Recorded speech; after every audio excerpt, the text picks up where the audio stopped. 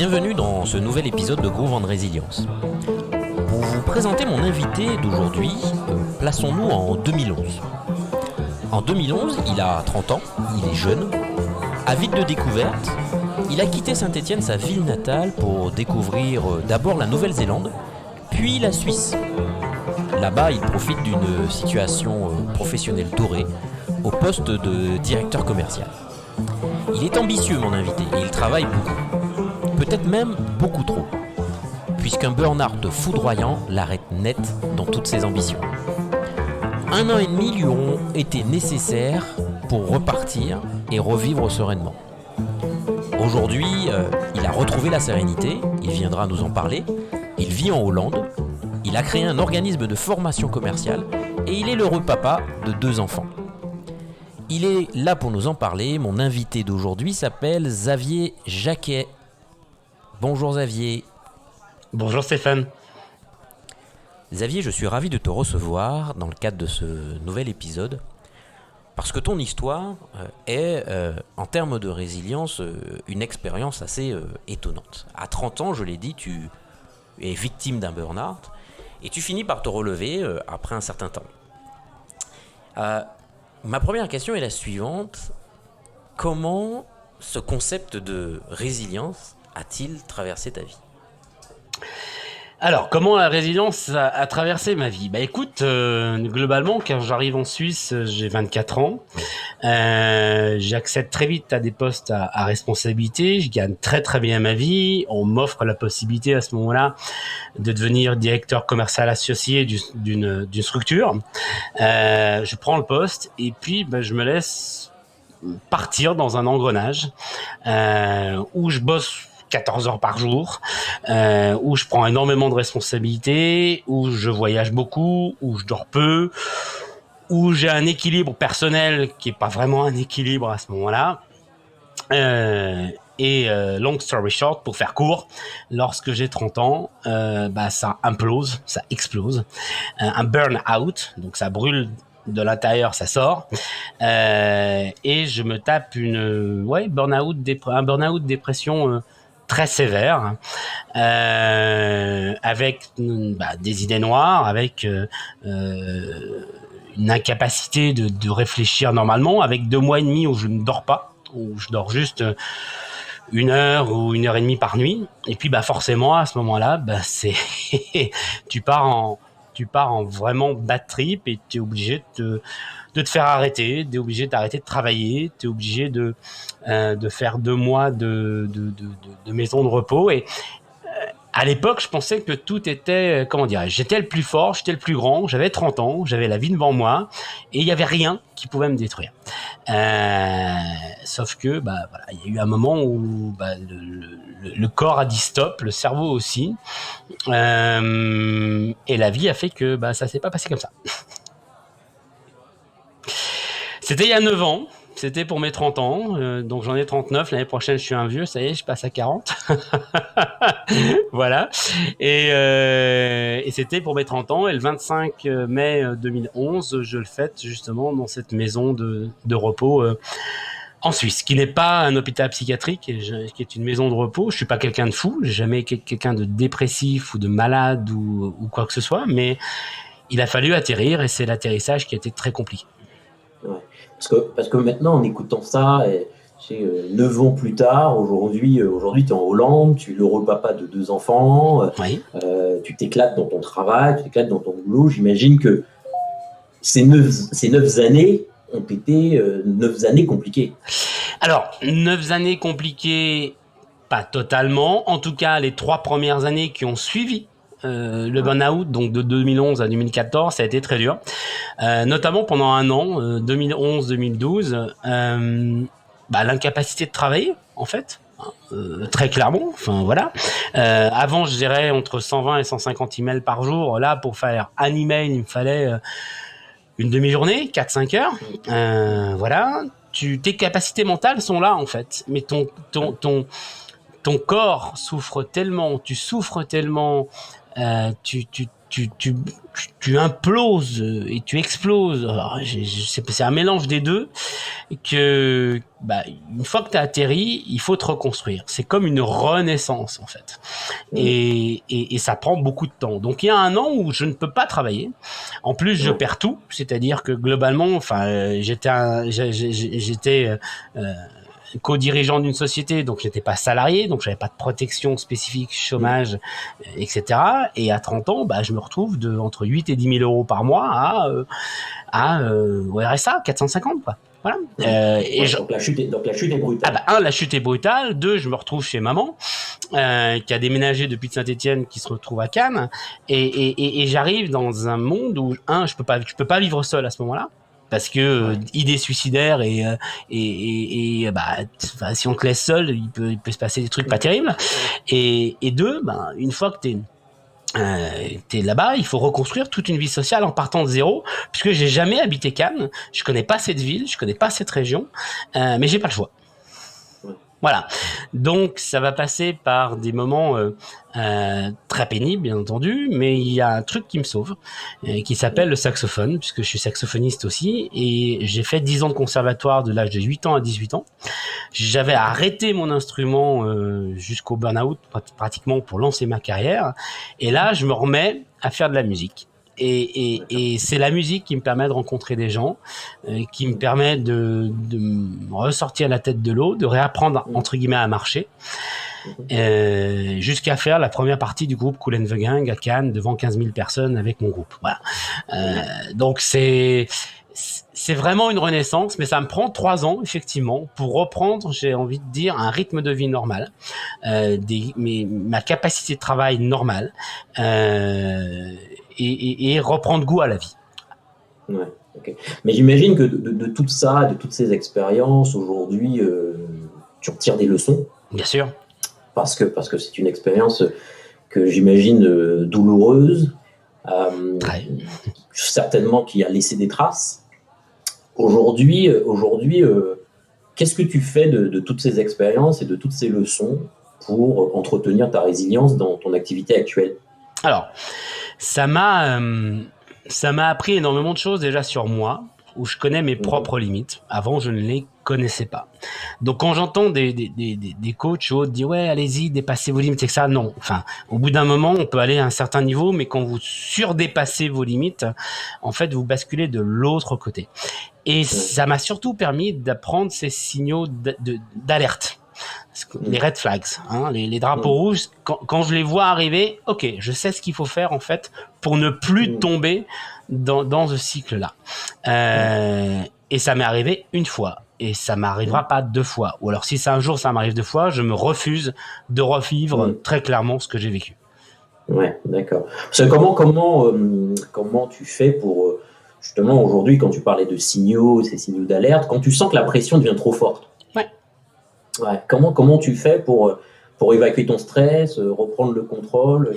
Qu'est-ce que finalement cette expérience du burn-out t'a appris à faire? Alors, comment pour gérer ça? Oui, bien sûr, je comprends. Plusieurs choses. La première chose, je dors. Ça paraît tout bête, mais aujourd'hui, quand je sens que ça va pas, je lève le pied et j'arrête. Et je vais me coucher. C'est la meilleure des choses à faire. Pourquoi ? Parce que le cerveau humain, je suis quelqu'un d'hyperactif, et le cerveau humain, c'est en moyenne 70 000 pensées par jour, principalement des pensées négatives. Le jour, vous pouvez contrôler vos pensées. La nuit, non.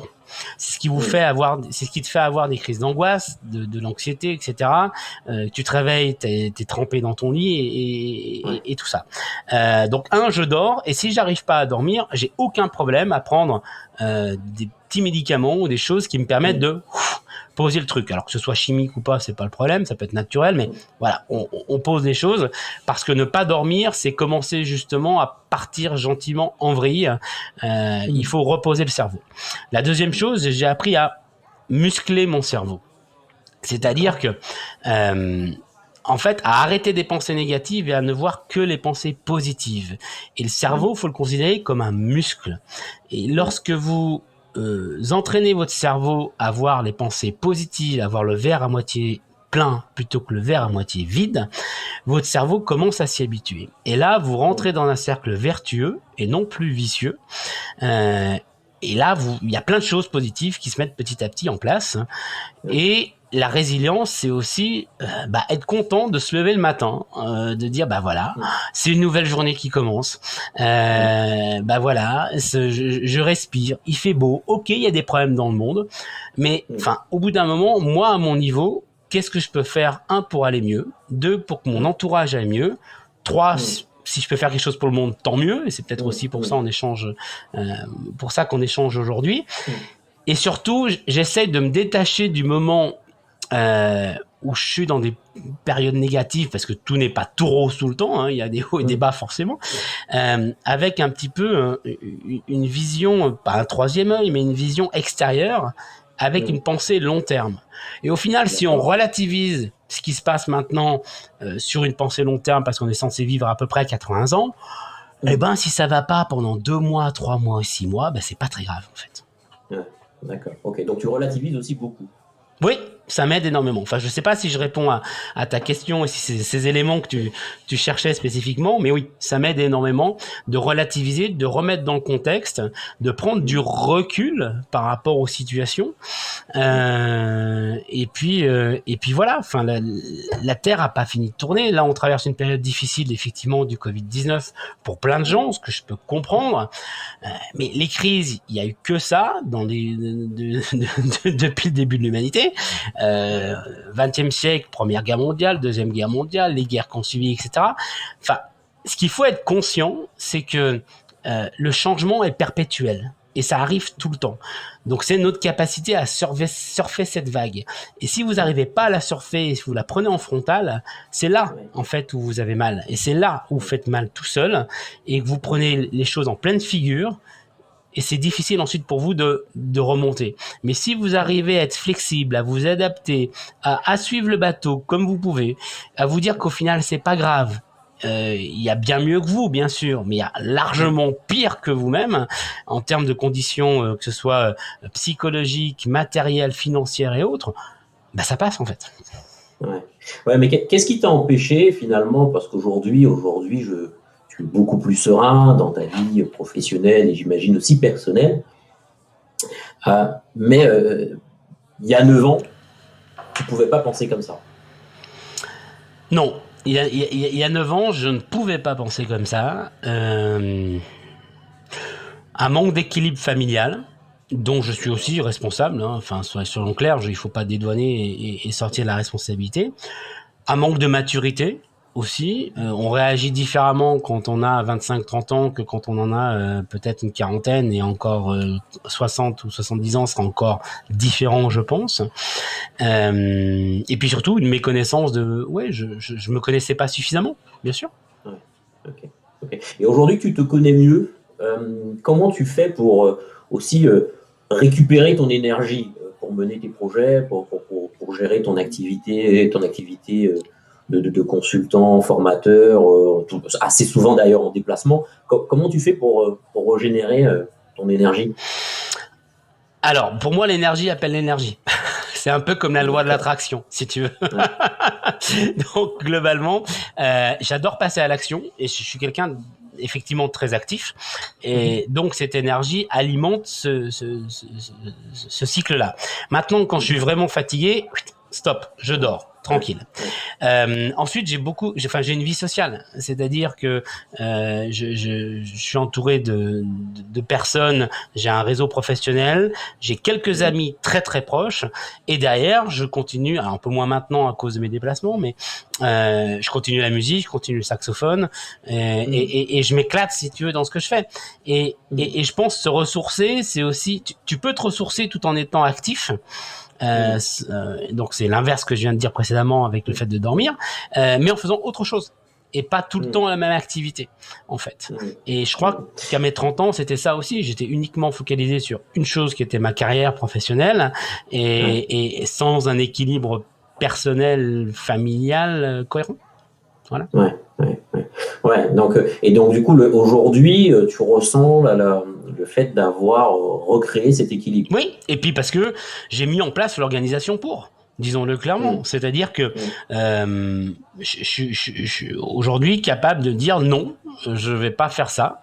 Capacité de dire non, d'accord, et d'organiser mon temps et mes priorités en fonction de moi, de ce que je ressens et de mon intuition et de mes petites voix aussi. Oui, non, tu sais, le petit l'ange blanc, le petit démon sur l'épaule là, en termes d'image, et en fonction de ça, de déterminer mes priorités. Voilà. Savoir s'écouter. Ouais, parce que tu parles de priorité, quelque chose qu'effectivement qu'on peut tout à fait entendre, mais c'est pas si simple finalement de rester sur ses priorités, ne pas se laisser distraire et de rester finalement assez concentré. Comment tu fais toi pour justement pour rester concentré, ne pas te laisser distraire et continuer à mettre en œuvre la priorité des priorités? J'essaye d'organiser mon agenda en fonction. C'est-à-dire, je me mets des plages dans mon agenda où j'essaye d'être entre guillemets monotâche. C'est-à-dire que je te donne un exemple, quand je fais des missions de lead generation ou des missions de prospection pour moi-même, pour le développement de mon business, j'ai des plages réservées le mardi matin de 9h à midi et le jeudi matin de 9h à midi quand je donne pas des formations, par exemple. Et je ne sors pas de ces plages-là. Donc, sauf exception, même mes emails sont coupés pendant ces moments-là et je suis monotâche pour être le plus efficace possible. Ouais. Mais comment tu fais pour avoir la discipline, pour être monotâche comme ça? Parce que on sait tous que effectivement c'est bien de se caler des moments dans des agendas pour que ça marche mieux, pour être plus concentré, mais c'est pas pour autant que ça fonctionne au quotidien. Comment tu fais pour avoir la discipline justement pour ne pas déplacer ces plages et rester concentré sur ce que tu fais? Il faut savoir qu'on a le même emploi du temps, enfin qu'on a même la même disponibilité en termes de temps que Barack Obama, Joe Biden, Donald Trump, Emmanuel Macron ou autres. Ok, toute la journée, on a 24 heures. Une journée, c'est 24 heures. Quel que soit notre niveau et notre métier. Libre à nous de faire ce qu'on peut et ce qu'on veut de ces 24 heures. Et au bout d'un moment, quand je bloque des plages, ça veut dire que je m'autorise à faire quelque chose et uniquement une chose à fond et que je refuse de faire autre chose qui peut être très intéressant, mais je le ferai à un autre moment. Et finalement, quand on est en formation, quand on délivre des formations, quand on est en clientèle, on bloque bien aussi des plages pour nos clients. Pour l'apport qu'on va donner aux autres. Donc, c'est simplement de l'autodiscipline. S'obliger de dire, bah voilà, il y a un cadre et on essaye de respecter ce cadre. Alors, attention, il ne faut pas être non plus frigide et avoir quelque chose d'hyper... faut aussi être intelligent et être flexible si la situation le permet. Il y a toujours...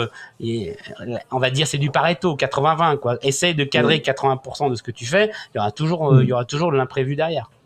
D'accord, ok. Et aujourd'hui, tu le dis toi-même, hein, ça va beaucoup mieux, il y a une forme d'optimisme dans tes propos, dans ta vie. Comment tu fais pour préserver ce moral positif, surtout dans les situations qui sont compliquées, qui sont tendues, et en ce moment, on en vit quelques-unes?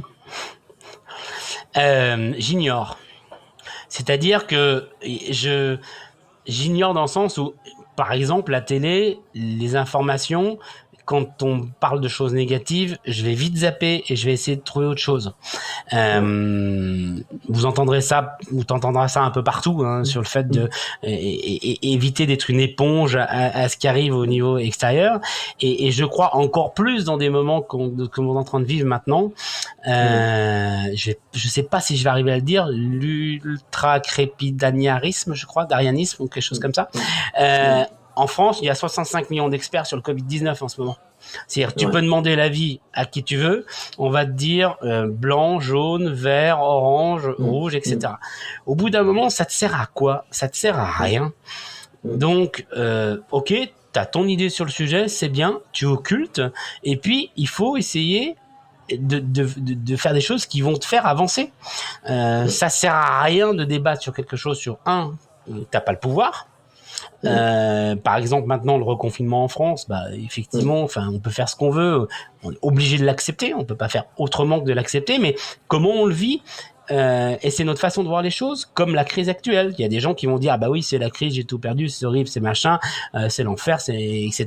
Donc si tu alimentes ce genre de cercle, bah forcément tu vas descendre.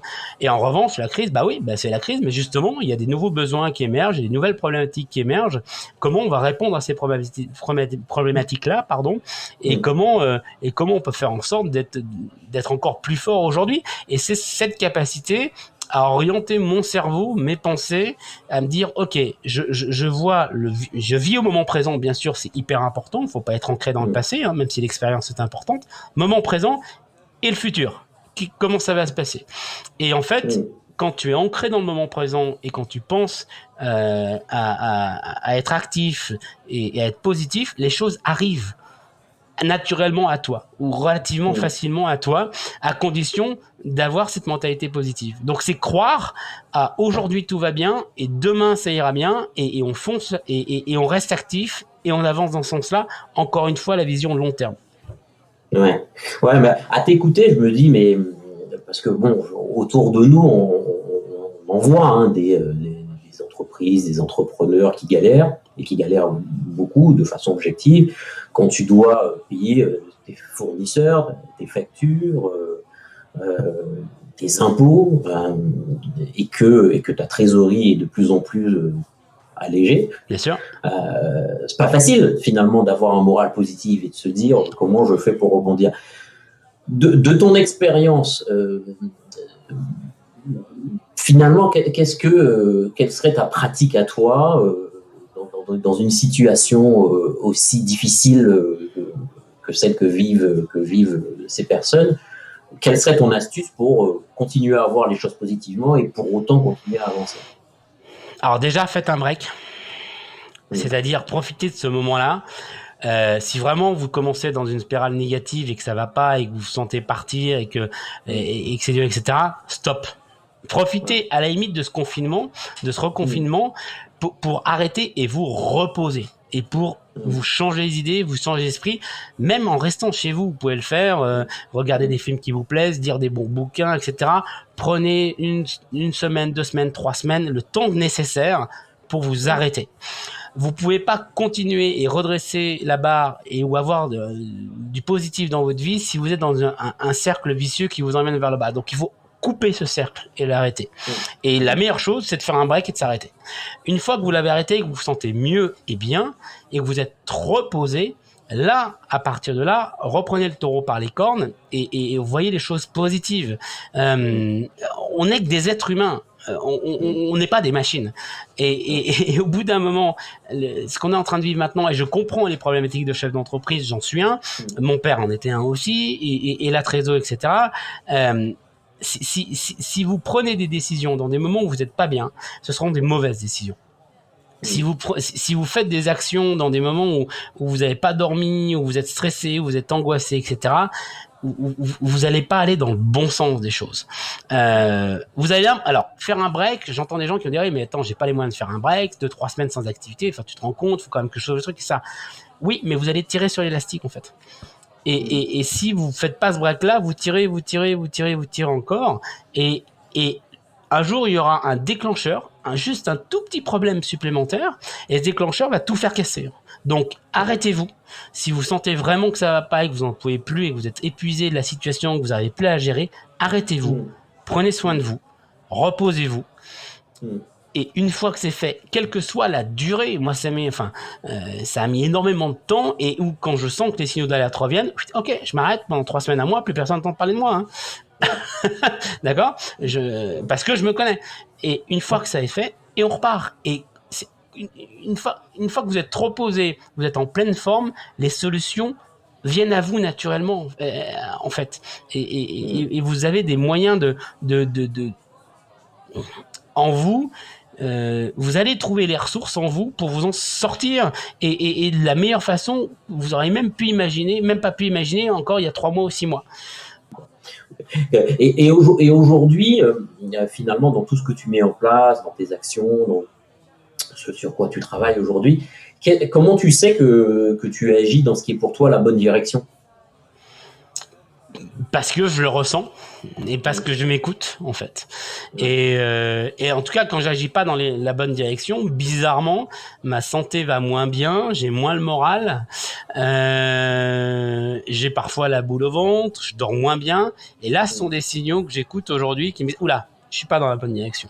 Donc, on se pose, je me recentre. Ah voilà, et là ça va mieux. Et aujourd'hui je m'éclate. Je suis super content de la vie que j'ai. Je suis super content de ce que j'ai mis en place. J'ai beaucoup de travail et tout va bien pour moi, mais parce que je sais me gérer moi-même en fait. Ce que je savais pas faire avant. Ouais, ok. Et quand tu dis que tu sais te gérer maintenant, tu t'es fait aider pour pouvoir faire ça ou c'est venu c'est le fruit de ta propre expérience. Comment es-tu arrivé à cet état d'esprit ou peut-être même à cette discipline? Je me suis fait aider, bien entendu. Quand je me dis je me suis fait aider, il a fallu éteindre l'incendie lors de mes 30 ans. Donc là, c'est médicalisé, des médecins qui vont t'aider. Alors attention quand même aux médecins parce que certains sont des savants fous et savent pas forcément. Ils vous vendent des trucs et ils savent pas forcément exactement quoi vous vendre et quoi faire. En fait, attention, personne connaît le cerveau ou très très peu. Hein. Donc c'est aussi en fonction de ce que vous ressentez. Et j'ai eu l'impression parfois d'être un animal de laboratoire. Je ferme la parenthèse. Non, le développement personnel, bien sûr, des techniques spécifiques de type Lightning Process. Des rencontres, des coachs individuels, des personnes qui sont passées par ce que je suis passé aussi. Il faut être entouré. C'est très difficile de s'en sortir seul. Voilà. En tout cas, moi, je pense pas que je serais là aujourd'hui si j'avais pas été entouré et si j'avais pas eu les bonnes personnes au bon moment. Mais la vie est faite comme ça. C'est-à-dire qu'au bout d'un moment, quand il ne faut pas avoir honte de demander de l'aide. Et c'est une preuve d'intelligence. Les burn-out et les dépressions, ça n'arrive pas aux gens stupides. Je suis désolé de dire ça. Ça existe parce que justement le cerveau fonctionne et parfois trop bien ou trop. Et donc c'est l'implosion de la machine. Donc parfois vous pouvez vous sentir faible en disant j'ai besoin d'une aide extérieure et en fait non. Enfin c'est ce qu'il faut faire. Et tout dirigeant d'entreprise aujourd'hui, à partir du moment que ce soit professionnel ou personnel, se sent en difficulté dans une situation, plutôt de se recroqueviller, de faire ça tout seul, devrait demander de l'aide. Et l'une des qualités pour un chef d'entreprise, c'est de savoir s'entourer. Et ça en fait partie, même si au niveau personnel, surtout au niveau personnel et psychologique, si jamais ça ne va pas. Ok. Et de toute ton expérience, à travers le burn-out, aujourd'hui ton expérience. J'ai pas 80 ans non plus, hein. Vas-y doucement. Ouais, mais c'est une expérience. Pour moi en tout cas, je la conçois comme une expérience qui est riche parce que tout le monde n'est pas passé par ce que tu es passé. Voilà. Et si j'avais pu l'éviter, j'aurais bien aimé. Hein, si j'avais pu l'éviter, j'aurais bien aimé, mais c'est comme ça.